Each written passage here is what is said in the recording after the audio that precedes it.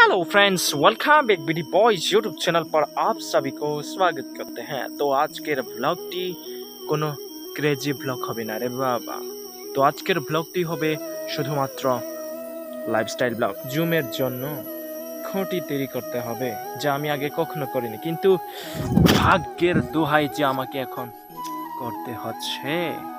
Let's go, করি।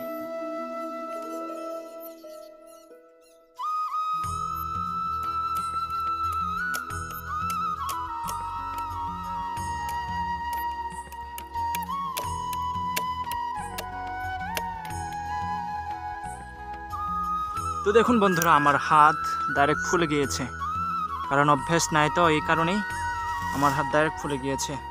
অনেকক্ষণ ধরে দা ধরে আছি, তো এই কারণেই শেষ।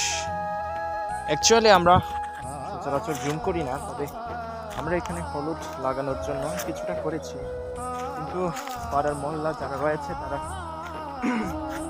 অনেকে জুম করে, কিন্তু আমরা তেমন করি না। জুমে যদি আপনি বেড়া না দেন তাহলে গরু, মহিষ, ছাগল সবগুলো ঢুকে আপনার যে চারাপাড়াগুলো সবগুলো খেয়ে ফেলবে। এই কারণে এখানে খুঁটি সাহায্যে আপনাকে বেড়া দিতে হবে।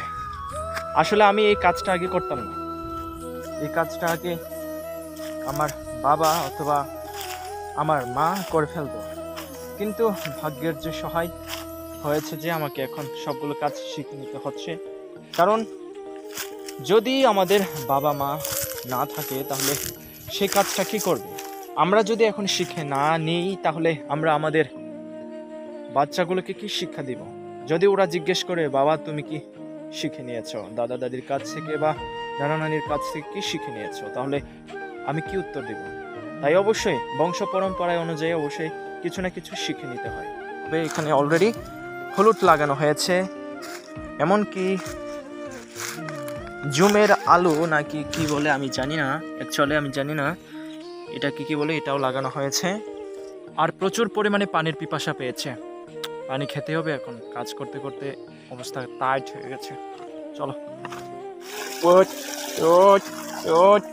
ওকে, তো বন্ধুরা, আসলে আপনাদেরকে যাই বলি না কেন, কাজটা এখন শেষ। প্রচণ্ড পরিমাণে ঘাম বেড়ে গেছে। আসলে মাঝে মধ্যে এরকম কাজও করতে হবে। এদিকে আমরা অনেক ধরনের শাকসবজি খাই, তাও আবার টাটকা, ফরমালিন ছাড়া। তো অনেক ভালো আর কি গ্রামে। তো আজকের ভিডিও এখানে শেষ করছি, পরে দেখা হবে পরবর্তী এপিসোডে। ধন্যবাদ।